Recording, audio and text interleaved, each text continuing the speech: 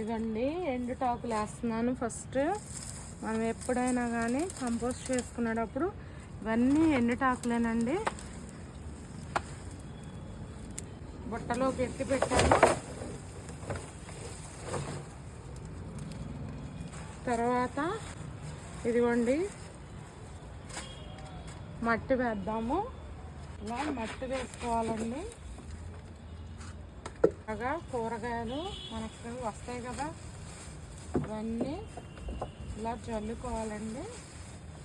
చక్కగా పచ్చి కూరగాయలు అన్నమాట.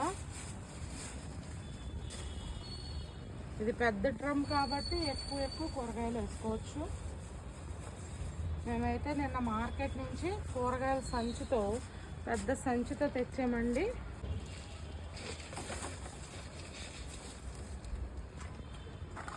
ఆ గ్రీన్ని మనం ఎప్పుడైతే గ్రీన్ వేస్తామో దాన్ని మొత్తం కవర్ చేసేసేటట్టుగా మనం మట్టి వేసుకోవాలి.